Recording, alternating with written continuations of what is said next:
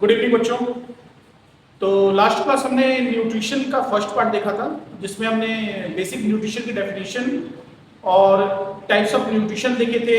उसके बाद एनिमल्स में किस किस टाइप के न्यूट्रिशन होते हैं, जैसे होलोजोइक न्यूट्रिशन हो गया, या फिर हमने सेप्रोफाइटिक न्यूट्रिशन देखा था, या इसके और भी टाइप्स हमने देखे। और लास्ट में हमने ह्यूमन में डाइजेशन सिस्टम देखा था, ह्यूमन डाइजेस्टिव सिस्टम को अपने डिटेल में समझा था। और वहां मैंने ये भी बताया था कि ह्यूमन डाइजेस्टिव सिस्टम से रिलेटेड दो टाइप के क्वेश्चन आते हैं।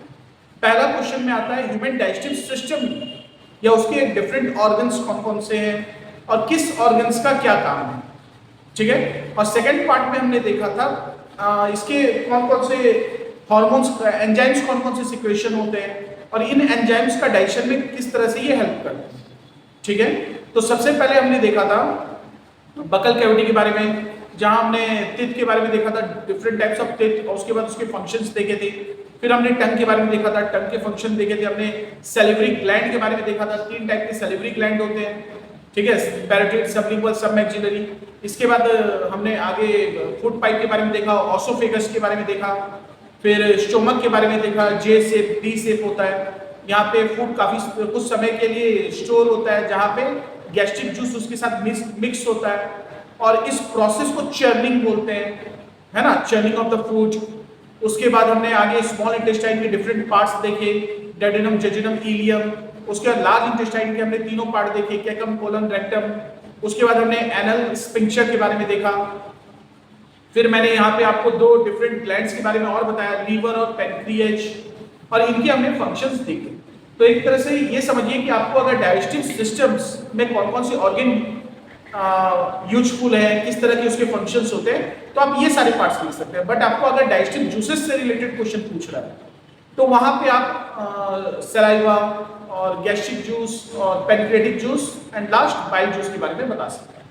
और हमने लीवर के भी कुछ फंक्शन देखे थे। फिर हमने लीवर, बाइल, गॉल ब्लैडर के बारे में देखा था। अच्छा, हमारी बॉडी में ना 2 तरह के स्टोन होते हैं, इसके बारे में बताना भूल गया था लास्ट क्लास में। हमारी बॉडी में 2 तरह के स्टोन होते हैं, एक गॉल ब्लैडर स्टोन होता है और दूसरा आता है किडनी स्टोन। तो किडनी स्टोन जो होता है वो हमारे यूरिनल पाइप में कहीं ब्लॉक करता है, जैसे छोटे से स्टोन डेवलप हो जाते हैं जो यूरिन के टाइम पे प्रॉब्लम क्रिएट करते हैं, जिस वजह से काफी जलन होता है, पेन होता है, यूरिनेशन में सेंसेशन होती है, कई बार तो ब्लड भी आते हैं। और वहीं पे हमने गॉल ब्लैडर स्टोन के बारे में डिस्कस नहीं किया था, तो यूरिनल स्टोन के बारे में हम और एक्सक्रीटरी सिस्टम में डिस्कस करेंगे। उसके बाद गॉल ब्लैडर स्टोन जो होता है, ये हमारी बॉडी में दूसरे टाइप के स्टोन होते हैं, जो बहुत सारी टॉक्सिक चीजें जब एक जगह स्टोर हो जाती है, इसकी वजह से स्टोन बन जाता है। तो इसके बारे में हम और कभी फुर्सत में बात करेंगे, ठीक है। तो ये सारी चीजें होती हैं, इसके बारे में हमने सारे फंक्शंस देखे, ठीक है। क्या हमने डाइजेस्टिव सिस्टम देखा था,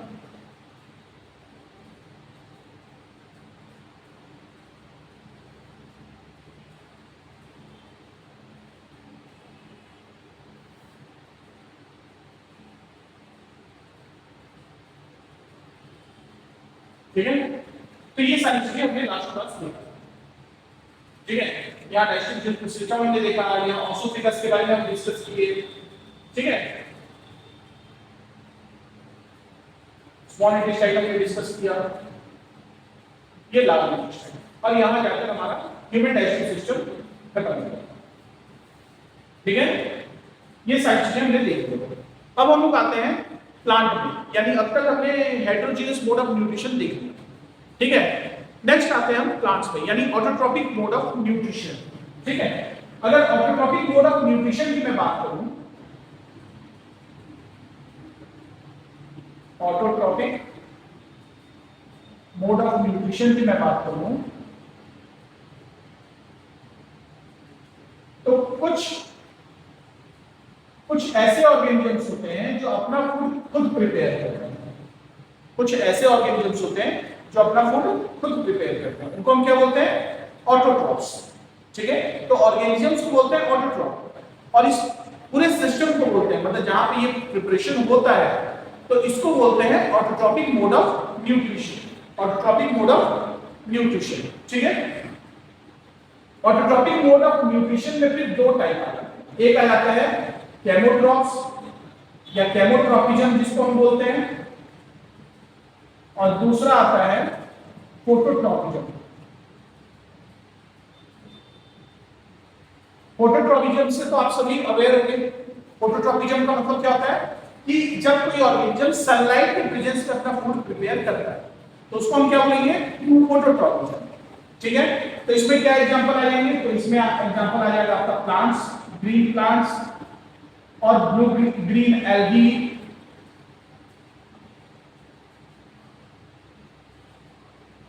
ठीक है। इसके अलावा केमोट्रॉप्स की बात करें तो कुछ ऐसे ऑर्गेनिज्म जो समंदर के बहुत अंदर रहते हैं, डीप सी में रहते हैं, जहां तक सनलाइट नहीं पहुंच पाता, तो वहां के जो ऑर्गेनिजम्स होते हैं वो उस लेवल पे जो भी केमिकल्स अवेलेबल होते हैं सी के अंदर, उस केमिकल्स को यूज करके वो अपना फूड बना लेते हैं। तो ये कुछ ऑर्गेनिजम्स कहां रहते हैं, डीप इनसाइड सी, समंदर के काफी अंदर रहते हैं। तो ये केमोट्रॉपिज्म है और इनको हम बोलते हैं केमोट्रॉप्स, केमिकल से अपना फूड प्रिपेयर करते हैं। ठीक है, बोलो केमिकल से जो भी वहां, जैसे हम लोग भी जो फूड कंज्यूम कर रहे हैं वो क्या है, केमिकल है ना। कार्बोहाइड्रेट क्या है, केमिकल है। कार्बन का, हाइड्रोजन, ऑक्सीजन का बना हुआ केमिकल है। अगर हम प्रोटीन की बात करें तो amino acid, nitrogen, carbon, oxygen, इसका बना हुआ एक कंपाउंड है। तो कहीं ना कहीं ये सब केमिकल्स है ना। तो हम क्या करते हैं, हम दूसरे फूड से कंज्यूम करते हैं, उसमें जो न्यूट्रिशन होता है वो हम एब्जॉर्ब करते हैं। लेकिन ये जो ऑर्गेनिजम्स होते हैं ये उस पॉइंट पे या उस जगह जो भी केमिकल अवेलेबल होते हैं उन केमिकल्स को यूटिलाइज करके वो अपना फूड बनाते हैं। ठीक है, क्या वो टॉपिक।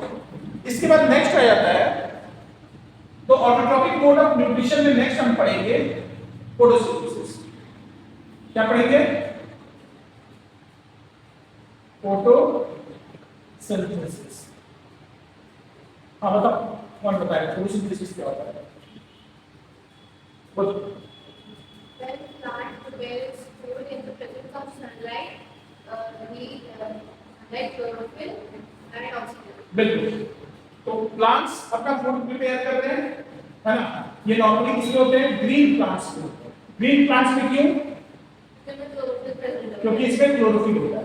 तो ग्रीन प्लांट्स में क्या होता है, जो प्लांट्स होते हैं वो कार्बन डाइऑक्साइड और वाटर को यूटिलाइज करके सनलाइट के प्रेजेंस में, सनलाइट के प्रेजेंस में और with the help of chlorophyll, with the help of chlorophyll की हेल्प से वो क्या प्रिपेयर करते हैं, तो अपना फूड प्रिपेयर करते हैं। C6H12O6, इसमें साथ में ऑक्सीजन और वाटर के मॉलिक्यूल्स भी रिलीज होते हैं। आपने सुना होगा कि फोटोसिंथेसिस के टाइम पे प्लांट्स ऑक्सीजन रिलीज करते हैं और वाटर का क्या होता है, ट्रांसपीरेशन होता है। यानी प्लांट्स के जो लीफ होते हैं उन लीफ में बहुत छोटे छोटे पोर्स होते हैं जिसको हम बोलते हैं स्टोमेटा। तो उस स्टोमेटा से जो एक्सेस वाटर होता है वो रिलीज होते हैं जिसको हम बोलते हैं ट्रांसपीरेशन। तो यहाँ पे ये 6 मॉलिक्यूल, ये 6 मॉलिक्यूल, ये 6 मॉलिक्यूल, उसके बाद वाटर को बैलेंस कर लेना, 12 12 24 24 बोले तो ये 12 आता है। ठीक है,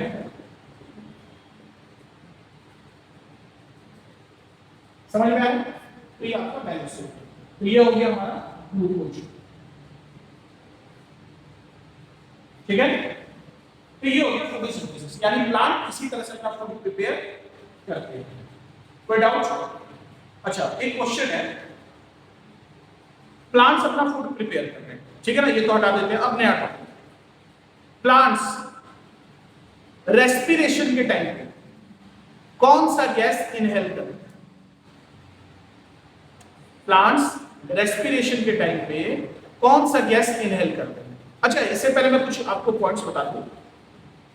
प्लांट्स डे टाइम पे, दिन के समय जब वो अपना फूड प्रिपेयर करते हैं तो दिन के टाइम पे वो कार्बन डाइऑक्साइड इनहेल करते हैं और ऑक्सीजन एक्सहेल करते हैं। यानी डे में क्या होता है ना, तो डे में क्या हो जाएगा और नाइट में क्या हो जाएगा। तो डे में इनहेल क्या करता है, कार्बन डाइऑक्साइड, और ऑक्सीजन एक्सहेल कर रहे हैं। अरे सॉरी, हाँ, कार्बन डाइऑक्साइड इनहेल कर रहा है और ऑक्सीजन एक्सहेल कर रहा है। वहीं पे नाइट में कार्बन डाइऑक्साइड ऑक्सीजन इनहेल कर रहा है और कार्बन डाइऑक्साइड एक्सहेल कर रहा है। हो गया? तो ये होता है प्लांट में, है ना। लेकिन मेरा क्वेश्चन ये है कि प्लांट रेस्पिरेशन में कौन सी गैस इनहेल करता है? अगर आपको पता है तो कमेंट करिए। हाँ, ऑक्सीजन इनहेल करते हैं, बिल्कुल। कोई भी ऑर्गेनिज्म ऑक्सीजन ही इनहेल करता है। रेस्पिरेशन के टाइम पे कोई भी ऑर्गेनिज्म ऑक्सीजन इनहेल करता है। बट प्लांट क्या होते हैं, डे में भी ऑक्सीजन इनहेल कर रहे हैं और कार्बन डाइऑक्साइड एक्सहेल कर रहे हैं।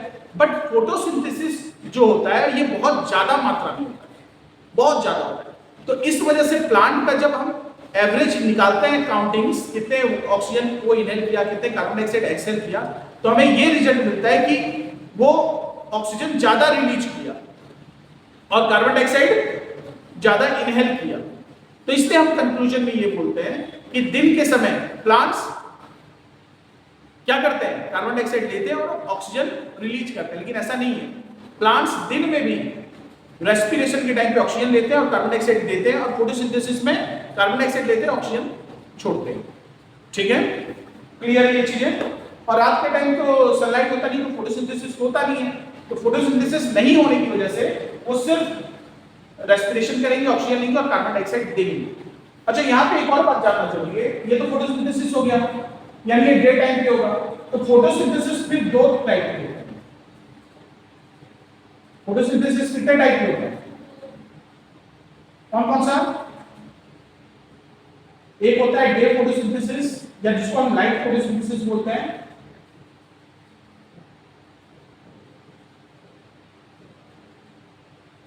लाइट फोटोसिंथेसिस,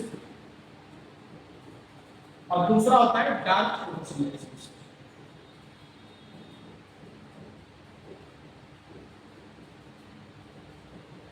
ठीक है, लाइट फोटोसिंथेसिस और डार्क फोटोसिंथेसिस। क्लियर है? अब लाइट फोटोसिंथेसिस जो होता है वो डे टाइम में होता है। कब होता है? और डार्क फोटोसिंथेसिस कब होता है? नाइट। ठीक है, ये डे में हो रहा है, ये नाइट में हो रहा है। अब दिन में फोटोसिंथेसिस जैसा होता है वो तो आपको पता है। सबसे पहले क्या होता है, प्लांट अपने रूट हेयर के थ्रू वाटर एब्जॉर्ब करते हैं डिफ्यूजन के थ्रू, और डिफ्यूजन के थ्रू प्लांट्स के सभी पार्ट्स में वाटर सर्कुलेट हो जाते हैं। वहां पे फिर क्या होते हैं, जैसे आपने मेसोफिल सेल वगैरह सुना होगा, है ना। तो प्लांट्स में स्टोमेटा होता है, वहां से वो कार्बन डाइऑक्साइड क्या करते हैं, एब्जॉर्ब कर लेते हैं। उसमें क्लोरोफिल होता है, क्लोरोफिल सनलाइट एब्जॉर्ब कर लेते हैं, हीट, और इनको यूटिलाइज करके जो क्लोरोफिल होता है, क्लोरोफिल में क्या प्रोड्यूस हो जाता है, ग्लूकोज प्रोड्यूस होता है। तो ये तो डे फोटोसिंथेसिस है ना। डार्क फोटोसिंथेसिस या नाइट फोटोसिंथेसिस की बात करें तो रात में सनलाइट तो होती नहीं है, तो फोटोसिंथेसिस होगा क्या, लेकिन होता है। कैसे होता है? अब प्लांट्स क्या करते हैं, देखो प्लांट्स क्या करते हैं, यहां देखो, तो ये जो ग्लूकोज बने, जितना ग्लूकोज उन्हें यूटिलाइज करना है प्लांट्स वो यूटिलाइज कर लेते हैं, उनके जैसे बाकी फिजिकल फंक्शन होते हैं उससे रिलेटेड। बचे हुए जो ग्लूकोज है उनको वो स्टार्च के फॉर्म में स्टोर कर देते हैं। किस फॉर्म में? यानी ये जो ग्लूकोज है इसको वो स्टोर किस फॉर्म में करते हैं? Store in starch, in the form of starch. Starch के फॉर्म में वो स्टोर कर देते हैं। ठीक है, अब रात को क्या होता है, यही स्टार्च को वो दोबारा से यूटिलाइज करते हैं। तो रात को वो क्या लेंगे, ऑक्सीजन। ध्यान से देखना, ऑक्सीजन लिया, उसको वो किससे रिएक्शन करेगा, स्टार्च से, यानी C6H12O6। फिर वो रिएक्ट करके क्या फॉर्म करेगा, carbon dioxide plus water plus energy. और ये कितनी एनर्जी होती है, 38 ATP एनर्जी। इस 38 ATP एनर्जी को यूटिलाइज करता है कौन, प्लांट। क्या करने के लिए, फिर से सेम प्रोसेस करने के लिए। समझे या नहीं? यानी फिर से वो अपना फूड प्रोड्यूस करता है with the help of this 38 ATP energy. तो ये डार्क फोटोसिंथेसिस है। पहले वो अपने ग्लूकोज को ब्रेक डाउन करेगा, उससे जो एनर्जी मिलेगी उस एनर्जी को यूटिलाइज करके वो क्या करेगा, नया फोटोसिंथेसिस, मतलब जो नए फूड है उसको प्रिपेयर करेगा। मतलब प्लांट्स डे और नाइट दोनों टाइम में अपना फूड प्रिपेयर करते हैं। कोई डाउट? ठीक, यहां से आगे बढ़े तो प्लांट्स में फोटोसिंथेसिस से रिलेटेड कुछ factors affecting photosynthesis. Factors affecting photosynthesis. तो फैक्टर्स मतलब ऐसे कौन कौन से कारक हैं जो फोटोसिंथेसिस को अफेक्ट करते हैं, मतलब या तो फोटोसिंथेसिस को बढ़ा देंगे या फोटोसिंथेसिस को स्लो कर देंगे।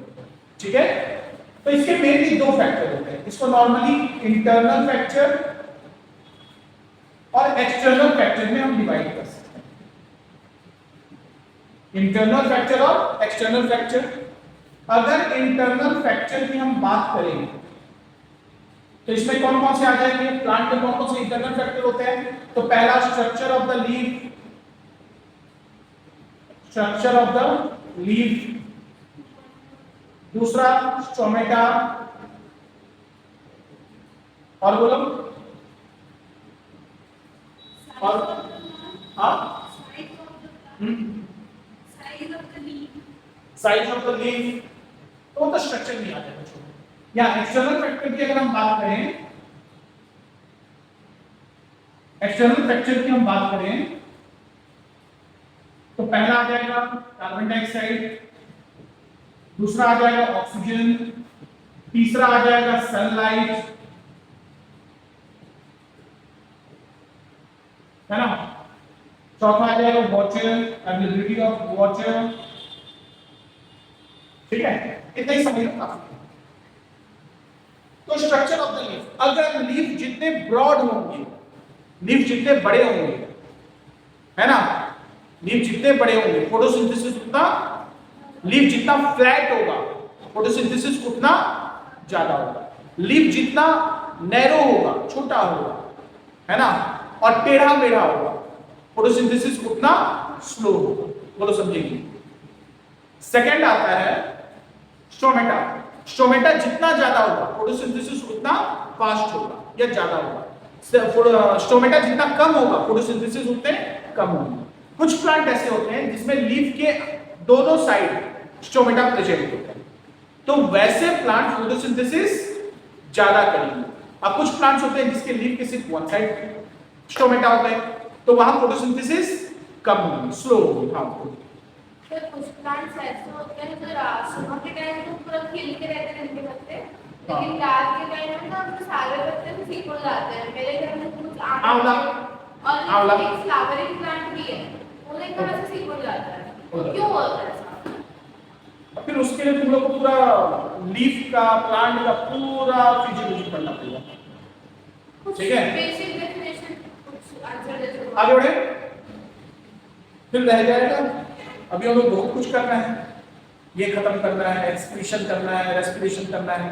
ठीक है, थोड़ा फास्ट हो गया है ना। तो नेक्स्ट आता है कार्बन डाइऑक्साइड। कार्बन डाइऑक्साइड क्या होता है? तो अगर कार्बन डाइऑक्साइड की मात्रा बढ़ेगी तो फोटोसिंथेसिस भी बढ़ेगी, कार्बन डाइऑक्साइड कम हो जाएगा फोटोसिंथेसिस कम हो जाएगी। ठीक है, नेक्स्ट ऑक्सीजन। ऑक्सीजन का लेवल बढ़ेगा फोटोसिंथेसिस का लेवल कम होगा, ऑक्सीजन का लेवल कम होगा फोटोसिंथेसिस का लेवल। एक चीज समझो, अगर प्लांट कार्बन डाइऑक्साइड ले रहा है तो एटमॉस्फेयर में ज्यादा कार्बन डाइऑक्साइड होगा, फोटोसिंथेसिस भी ज्यादा होगी, है ना। अगर वो ऑक्सीजन रिलीज कर रहा है, ऑक्सीजन रिलीज कर रहा है, तो अगर ऑक्सीजन का लेवल ज्यादा हुआ तो और ऑक्सीजन को पुश कर पाएगा क्या? नहीं। अरे आपका पेट भरा होगा तो और रोटी खाओगे क्या? नहीं। तो ऑक्सीजन ऑलरेडी एटमॉस्फेयर में बहुत ज्यादा है, और ऑक्सीजन ये दे पाएगा क्या? नहीं। तो फोटोसिंथेसिस स्लो हो जाएगा वहां पे। ठीक है, नेक्स्ट आता है सनलाइट। सनलाइट भी ज्यादा होगा फोटोसिंथेसिस ज्यादा, सनलाइट कम फोटोसिंथेसिस कम। लेकिन कुछ प्लांट्स ऐसे भी हैं जिसमें टेम्परेचर बहुत मायने रखता है। जैसे अगर temperature more than 45 degree centigrade हो जाता है तो उस कंडीशन में फोटोसिंथेसिस थोड़ा स्लो हो जाता है, तो टेम्परेचर फैक्टर होता है। नेक्स्ट आता है वाटर। वाटर की अवेलेबिलिटी भी ज्यादा होगी, फोटोसिंथेसिस फास्ट होगा, कम होगी तो स्लो होगा। और यहाँ पे सनलाइट की तरफ वाटर भी है। अगर वाटर का कंटेंट बहुत ज्यादा है तो उस कंडीशन में कहीं ना कहीं जो प्लांट होता है वो फोटोसिंथेसिस को स्लो डाउन कर देता है।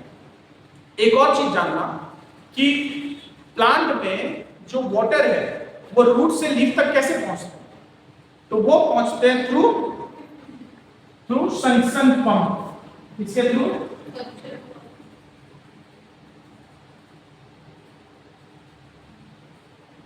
अब सक्शन पंप क्या होता है, जैसे आप लोग बैठे हो सारे बच्चे, आपस में एक दूसरे का हाथ पकड़ो, फर्स्ट पर्सन को जैसे ही मैं खींचूंगा सेकंड पर्सन पहले की जगह ले लेगा, थर्ड सेकंड की, फोर्थ थर्ड का, और ये प्रोसेस कंटिन्यू रहेगा कि नहीं। तो अब एज्यूम करो प्लांट है, प्लांट में जाइलम है, जाइलम में वाटर भरे हुए रूट से लेकर लीफ तक।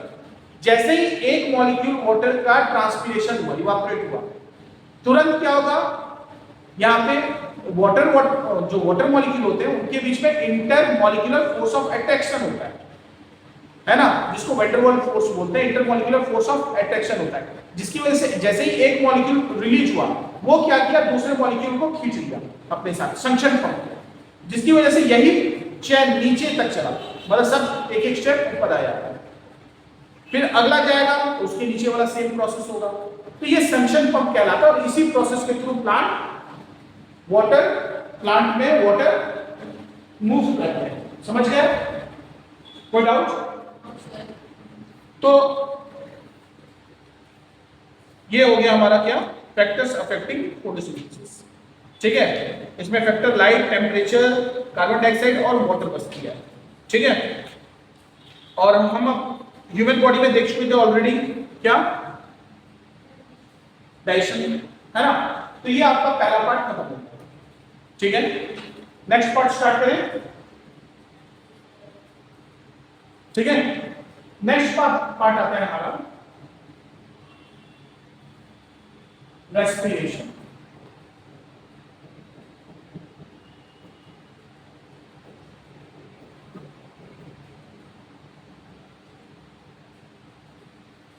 रेस्पिरेशन हिंदी में इसको बोलते हैं श्वसन।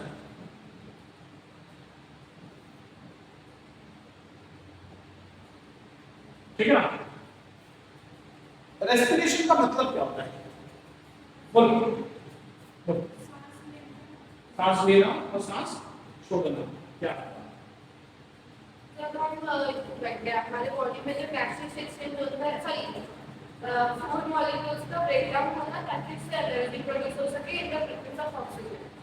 चलो ये समझाने के मैं आपको इसके टाइप्स बता दे रहा हूँ, मतलब इसमें कौन कौन से स्टेजेस होते हैं वो समझा देता हूँ, आपको डेफिनेशन समझ में आ जाए। रेस्पिरेशन 3 स्टेज में कंप्लीट होता है। पहला होता है ब्रीथिंग,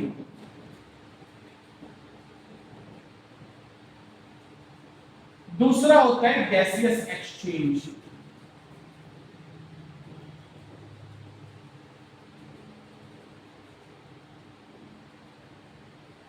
और तीसरा होता है सेल्यूलर रेस्पिरेशन। अब एक चीज समझो, हमारी बॉडी में जो हम ऑक्सीजन इनहेल करते हैं और कार्बन डाइऑक्साइड एक्सहेल किए, है ना,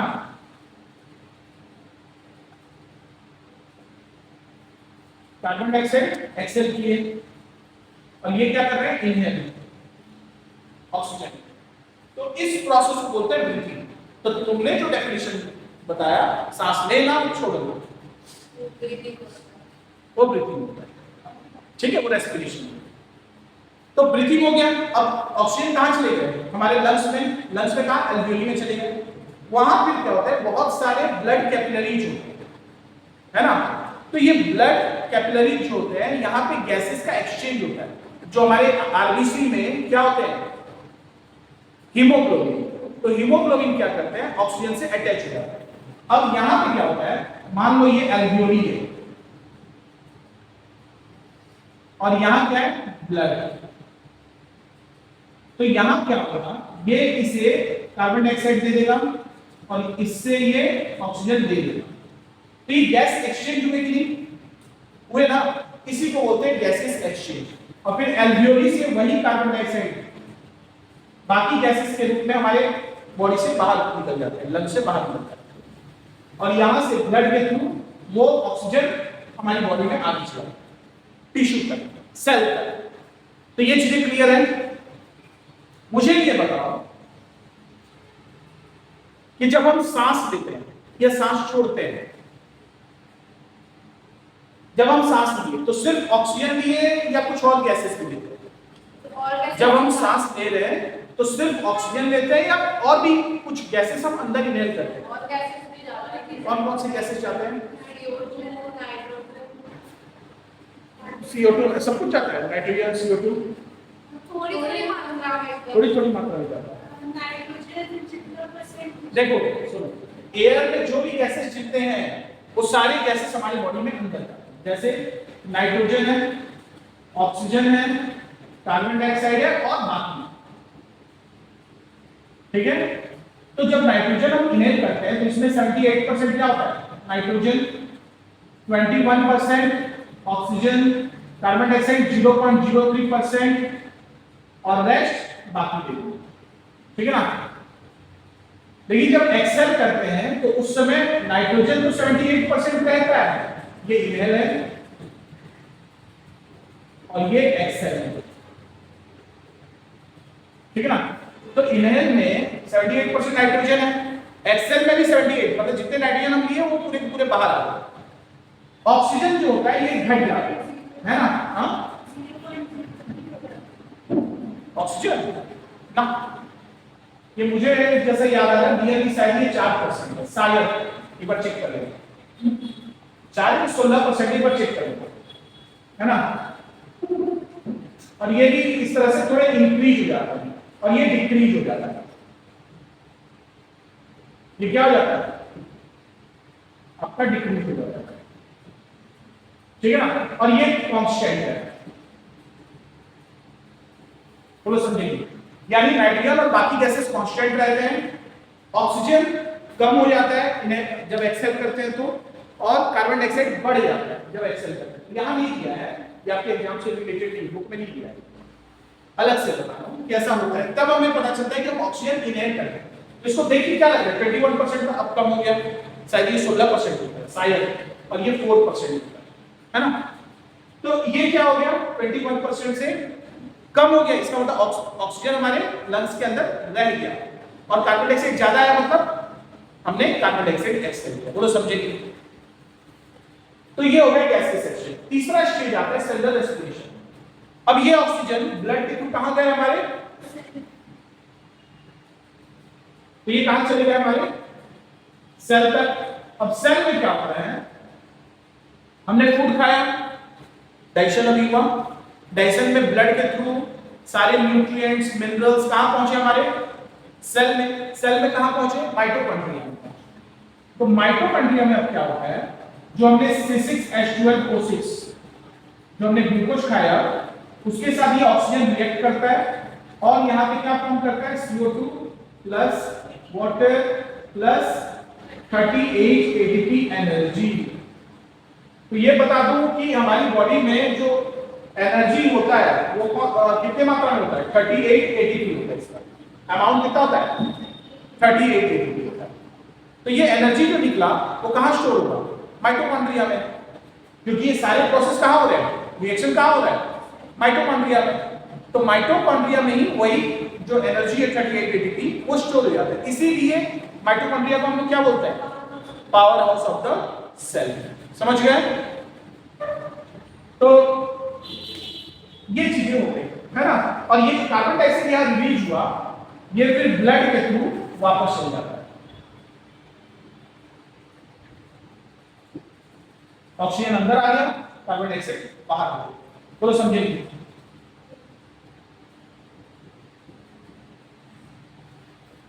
क्लियर है, कोई डाउट। नेक्स्ट आता है तो रेस्पिरेशन क्या होता है। तो रेस्पिरेशन इस पूरे प्रोसेस को रेस्पिरेशन, जिसमें ब्रीथिंग भी हो, जिसमें सेलुलर रेस्पिरेशन भी हो और जिसमें गैसेस एक्सचेंज भी हो, ठीक है, कोई डाउट। तो रेस्पिरेशन का अगर हम एक बहुत बेसिक डेफिनेशन दें तो क्या होगा, respiration is the biochemical process which takes place inside our body and the food can be break down into smaller inorganic components and forms energy. In presence of oxygen. तो oxygen के presence में हमने जो भी food खाया वो inorganic substance में convert हो गया और साथ में हमें क्या मिला, एनर्जी मिला। इसको बोलते हैं रेस्पिरेशन, ना कि अनुलोम विलोम करने के लिए। ठीक है, आगे बढ़े। तो रेस्पिरेशन दो टाइप के होते हैं, टाइप्स ऑफ रेस्पिरेशन। रेस्पिरेशन दो टाइप के होते हैं। पहला होता है एरोबिक रेस्पिरेशन,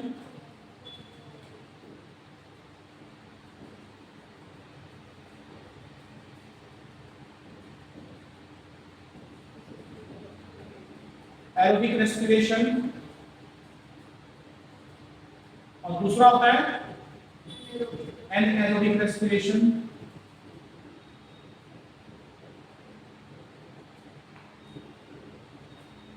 ठीक है, एरोबिक रेस्पिरेशन, एनएरोबिक रेस्पिरेशन, है ना।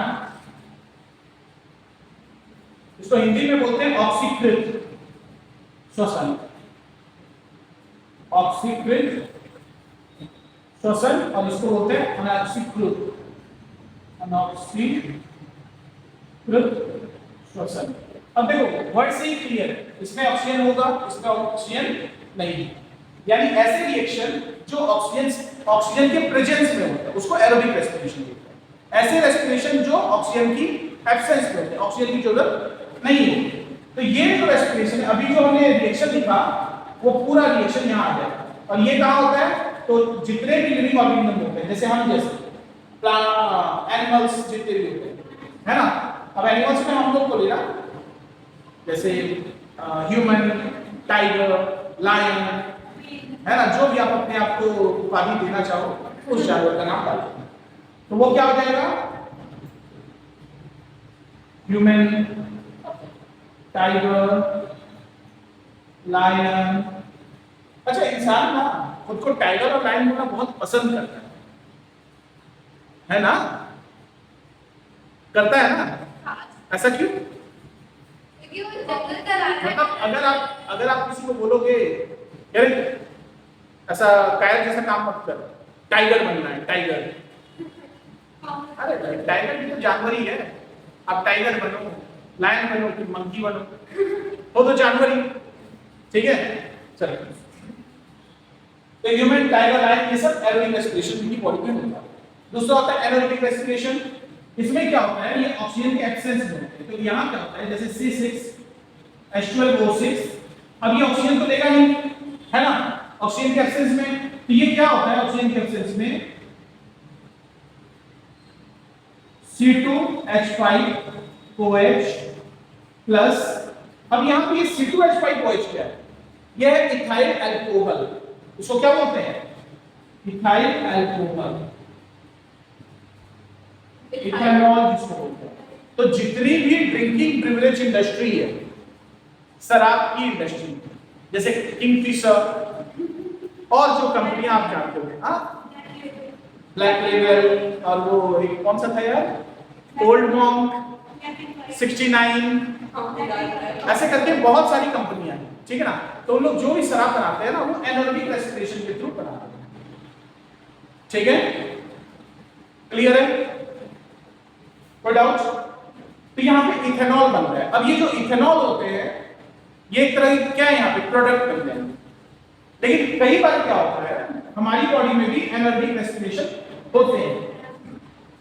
तो कैसे होता है पता है, अब जैसे हमारी बॉडी में C6H12O6 है, अब हम लोग बहुत ज्यादा विगरस एक्सरसाइज कर रहे हैं या फिजिकल एक्टिविटी कर रहे हैं, जैसे दौड़ रहे हैं, भाग रहे हैं, वर्कआउट कर रहे हैं, एक्सरसाइज कर रहे हो, पुशअप कर रहे हो, लड़के लोग, लड़कियां मान लो साइकिलिंग करनी है, स्किपिंग करनी है, तो उसमें कुछ देर बाद क्या होगा, देखना हाथ में अजीब सा, पैर में अजीब सा पेन होने लगता है और आपके हाथ पैर नहीं चलेंगे, मतलब आप एक्सट्रीम थकावट फील करोगे।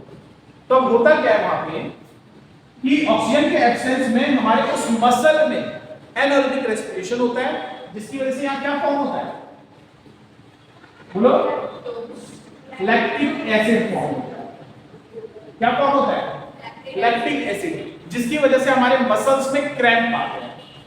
तुम देखना अक्सर क्या होता है, कोई बड़े इवेंट्स होते हैं, जैसे कॉमनवेल्थ अभी चल रहा है, ओलंपिक, है ना, तो ओलंपिक्स हो गया, कॉमनवेल्थ गेम्स हो गए, चलो नेशनल गेम्स। तो वहाँ क्या होता है, जितने भी एथलीट्स होते हैं, अब ऐसा तो नहीं कि वो भाई सो उठ के गए और सीधा इवेंट में पार्टिसिपेट कर लिए, जीत के गोल्ड मेडल लेके आके फिर सो गए। भाई उसके कई घंटे पहले से वर्कआउट करते हैं। तो कई बार देखना इवेंट के टाइम पे जैसे वो दौड़ना स्टार्ट करते हैं ना, उनका जांघ में, थाई में क्रैम्प आ जाता है और मतलब एक्सट्रीम पेन होता है वहाँ। क्रिकेट को बहुत आता है। हाँ, जैसे बहुत देर तक, हाँ बैट्समैन अगर बैटिंग करते हैं, बॉलर्स बॉलिंग करते हैं, तो वहां पे भी उनके पैर में, थाई में बहुत ज्यादा क्रैम्प आता है। क्रैम्प आने के पीछे मेन रीजन क्या है, विगरस एक्सरसाइज की वजह से उसकी बॉडी में ऑक्सीजन की कमी हुई, जिसकी वजह से वहां क्या बन गया, लैक्टिक एसिड। ठीक है, समझ में आया? तो ये आपके एग्जाम के लिए बहुत ज्यादा इंपॉर्टेंट है, मोस्ट इंपॉर्टेंट।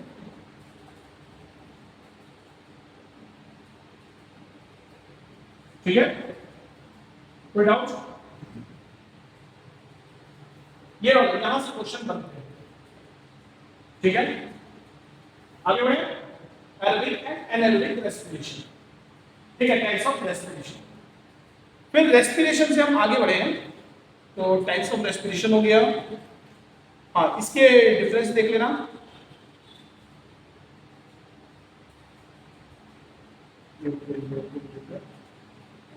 चलो नेक्स्ट आते हैं हम लोग रेस्पिरेशन के स्टेजेस, है ना। तीन स्टेजेस को हम लोग डिस्कस करेंगे यहाँ, है ना। सबसे पहला स्टेज क्या आता है, ब्रीथिंग। पहला स्टेज क्या आता है, ब्रीथिंग। तो ब्रीथिंग क्या होता है, inhalation of oxygen and exhale of carbon dioxide, it's called breathing. यानी ब्रीथिंग जो है एक मैकेनिकल प्रोसेस है। यहाँ पे ना कोई एक केमिकल प्रोसेस है, ना कोई बायोकेमिकल प्रोसेस है, ये बस एक मैकेनिकल प्रोसेस है। अच्छा, ब्रीथिंग हम किसकी हेल्प से करते हैं, हमारी बॉडी में ब्रीथिंग किसकी हेल्प से होता है, कौन करता है, लंग्स करता है। ठीक है, तो अगर हम ब्रीथिंग की बात करें, तो क्वेश्चन याद आएगा ब्रीथिंग। चलो आगे बढ़ते हैं। तो ये ब्रीथिंग हो गया, है ना। ब्रीथिंग में हम क्या कर रहे हैं, ऑक्सीजन इनहेल कर रहे हैं और कार्बन डाइऑक्साइड एक्सहेल कर रहे हैं। ठीक है, चलो तो कुछ पार्ट्स इसमें फटाफट देखना। ठीक है, पहले पार्ट्स का नाम लिख लो। सबसे पहले आता है नॉस्ट्रिल, फिर नाजल कैविटी, फिर बोलो pharynx, larynx, trachea,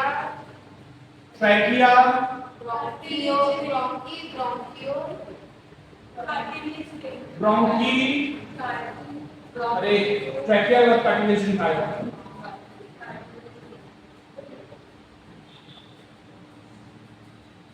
cartilage ring, bronchioles, alveoli, फिर आता है ब्रोंकी,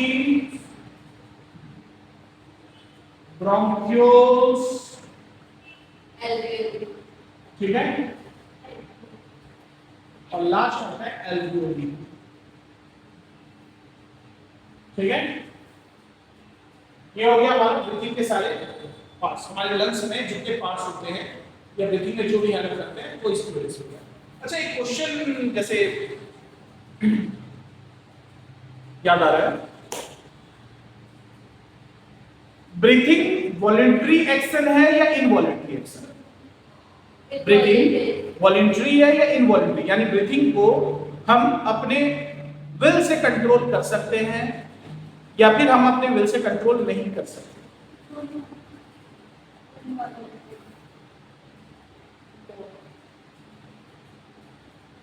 ब्रीथिंग एक इनवॉलंटरी एक्शन है, उसे हम अपने विल से कंट्रोल नहीं कर सकते। ठीक है, अगर कर सकते हो तो अपने नाक पे हाथ मत रखना, सांस रोको, और जब तक मैं बोलूं तब तक रोको।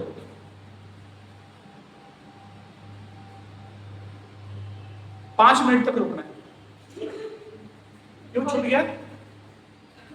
मालूम है ना, तुमने खुद ही अरे भाई तुम अपने ब्रेन को बोलो ना मेरे को सांस रोकना है, बोलो तुम अपने ब्रेन को ऑर्डर दो सांस नहीं लेना है, ब्लॉक करो। अरे भाई ब्रीथिंग इनवॉलंटरी एक्शन, तो जो सांस लेते हैं वो हम लेते हैं कि अपने आप होता है? अपने आप होता है। अच्छा, हम जो सांस ले रहे हैं, सांस लिए छोड़े, इनहेल किए एक्सहेल किए, तो ब्रीथिंग के लिए ऑर्डर ब्रेन ने दिया या हमारे लंग्स और एनवायरनमेंट ने मिलके किया? ये बताओ, सोच समझ के आंसर करो।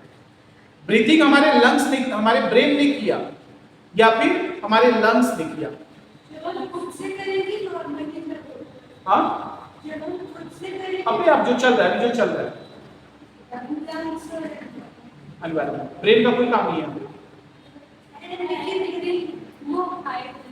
हाँ प्रेशर, प्रेशर सारा खेल प्रेशर का, प्रेशर डिफरेंस। एक चीज समझना, ये मान लो लंग्स और ये एनवायरनमेंट, ठीक है।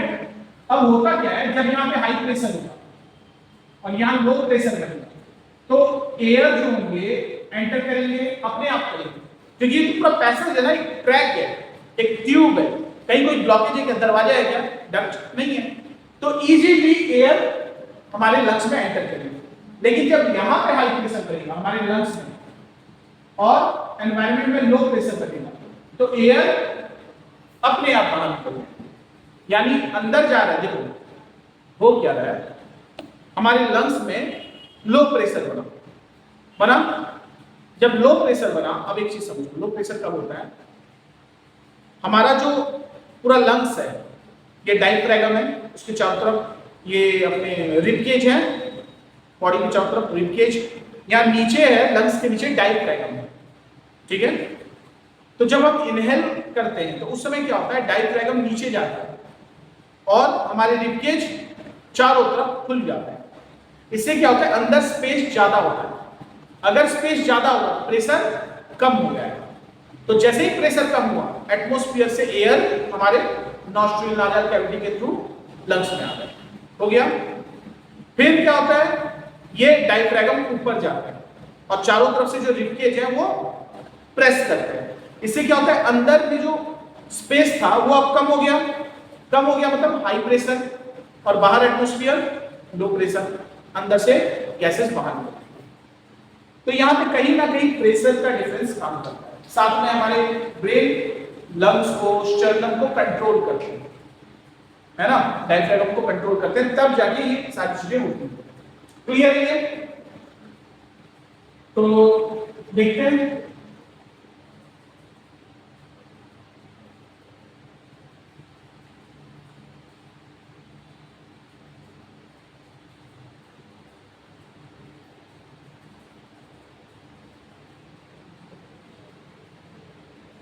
ये मान लो लंग्स है, ये क्या है,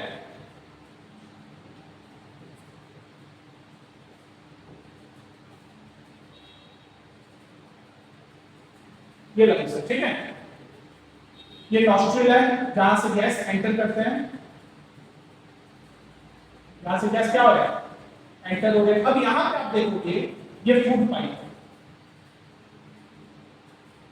ऐसे करके जा रहे हैं, ठीक है। अब यहां पे बहुत ध्यान से आप देखोगे,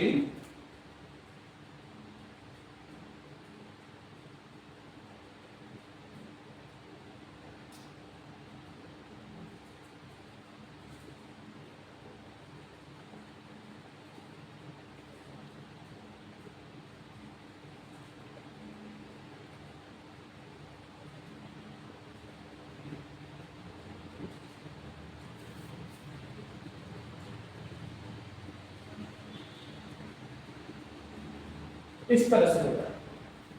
तो ये हमारा फूड पाइप, ये क्या है, फूड पाइप, और ये क्या है, विंड पाइप। येलो कलर में जो है वो क्या है, विंड पाइप, और व्हाइट कलर में जो वो क्या है, फूड पाइप, ठीक है। ये आगे जाकर स्टोमक में मीट करता है, ठीक है ना, ऐसे करके रहता है ना।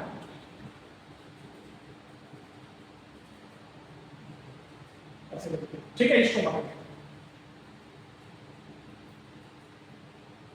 अब होता क्या है कि जब भी हम फूड स्वेलो करते हैं तो फूड कहाँ आके गले में कई बार फंसता है कि नहीं? एक्चुअली वो गले में नहीं फंसता, वो जो फूड है वो इस विंड पाइप के अंदर जाने की कोशिश करता है। जैसे खाते समय बहुत ज्यादा बोलना, खाते समय बहुत तेज हंसना, है ना, लगातार कंटिन्यू बात करना और खाते नहीं रहना, उस कंडीशन क्या होता है ना, यहाँ पे एक कवर होता है, एक कैप होता है, उस कैप को बोलते हैं ऑसोफेगस। क्या होता है? ये है oesophagus. Most of the time oesophagus बंद रहता है और इजीली गैसेस का एक्सचेंज होता है, गैसेस का एक्सचेंज बहुत इजीली होता है।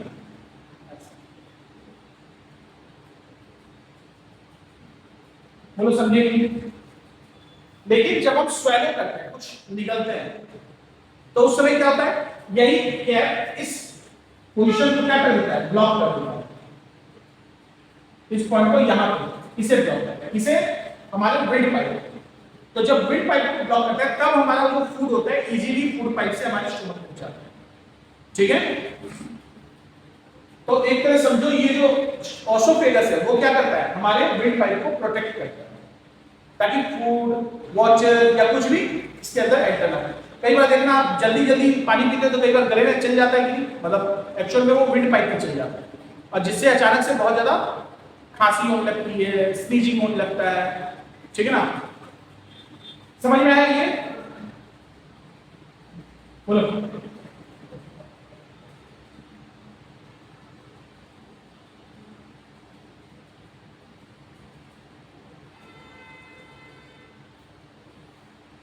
कोई डाउट?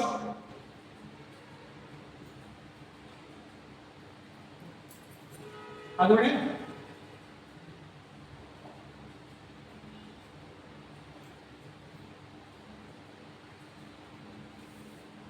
तो ये हमारा रिफ्लेक्स। तो सबसे एक्सटीरियर पार्ट जो है इसको बोलते हैं नॉस्ट्रिल। ठीक है, नॉस्ट्रिल। फिर इसके अंदर जैसे हमारे जो नोज होते हैं, हमारे जो नोज है, नोज के अंदर एक कैविटी प्रेजेंट होता है, यहाँ इसको बोलते हैं नाजल कैविटी। नाजल कैविटी। इसके बाद किस पार्ट में होता है, फेरिंक्स।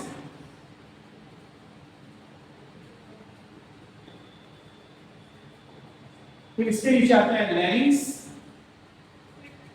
ये गले से नीचे रहता है, लैरिंक्स कहाँ रहता है, गले से नीचे इस पार्ट, है ना। फिर इसके बाद आता है ट्रैकिया और यहीं पे आपके बने होते हैं कार्टिलेज रिंग। यही क्या बने होते हैं, ऐसे कार्टिलेज रिंग बने होते हैं, अंदर की तरफ रहता है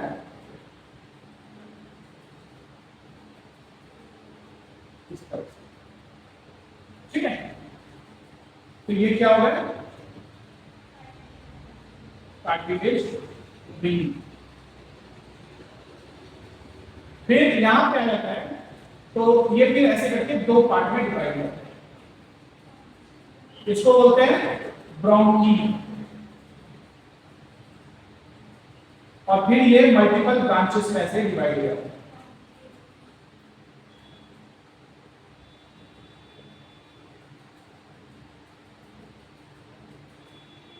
ठीक है, और इसके एंड में क्या होता है, एक एक एल्वियोली है।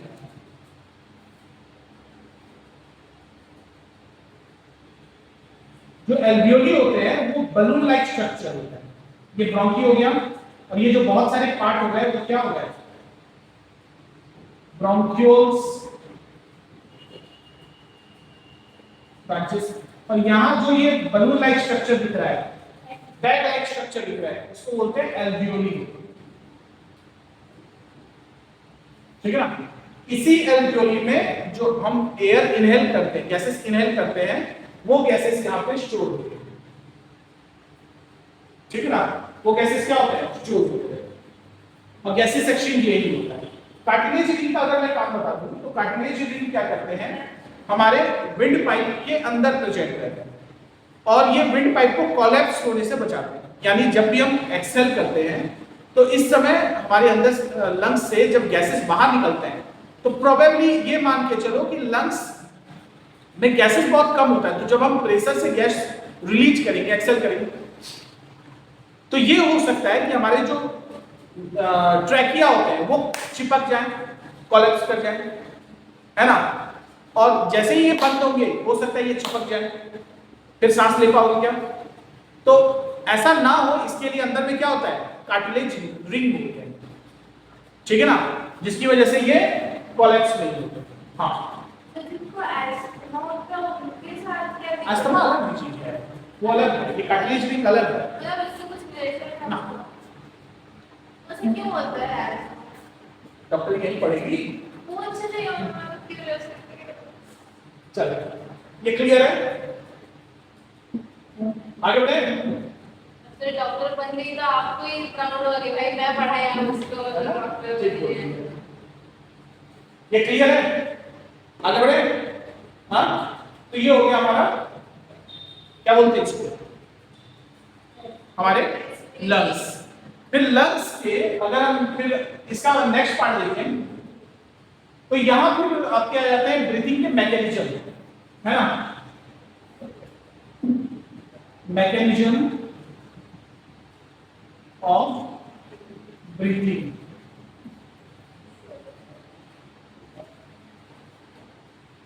ठीक है, मैकेनिज्म ऑफ ब्रीथिंग, ब्रीथिंग की क्या क्या मैकेनिज्म।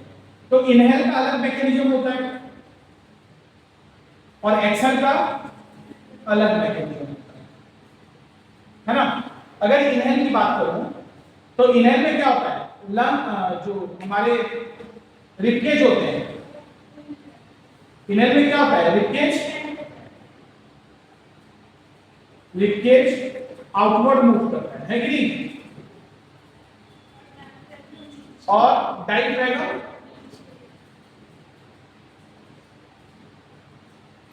डाउनवर्ड। ठीक है, हमारे रिबकेज बाहर की तरफ और हमारे डायफ्रागम स्टर्नम नीचे की तरफ, जबकि एक्सेल में जो रिबकेज होता है वो इनवर्ड मूव करता है अंदर की तरफ, और जो डायफ्रागम होते हैं वो अपवर्ड मूव करते हैं ऊपर की तरफ। ठीक है, तो ये हो गया हमारे इनहेल और एक्सहेल। क्लियर है, कोई डाउट? हाँ, फिर उसके बाद मैंने सेलुलर रेस्पिरेशन के बारे में ऑलरेडी डिस्कस कर दिया है, ऊपर ब्रीथिंग हो गया, एक्सचेंज ऑफ गैसेस बता दिया मैंने, है ना। तो इस तरह से आपका क्या खत्म हो गया, रेस्पिरेशन आपका खत्म हो गया। ठीक है, एक और वीडियो लाएंगे हम लोग लास्ट क्लास, जिसमें हम लोग ट्रांसपोर्टेशन और एक्सक्रीशन के बारे में बात करेंगे। ठीक है, ट्रांसपोर्टेशन में हम लोग हार्ट देखेंगे, ब्लड देखेंगे, और हार्ट हो गया, ब्लड हो गया, इसके बाद ब्लड वेसल्स देखेंगे, जबकि एक्सक्रीशन में हम लोग किडनी और नेफ्रॉन के बारे में डिस्कस करेंगे। ठीक है, तो आज यहीं पे ये रेस्पिरेशन पार्ट को हम खत्म कर रहे हैं। नेक्स्ट पार्ट में फिर हम लोग लाइफ प्रोसेस के थर्ड पार्ट के साथ आएंगे, है ना। तब तक के लिए पढ़ाई करते रहिए, प्रिपरेशन करते रहिए, और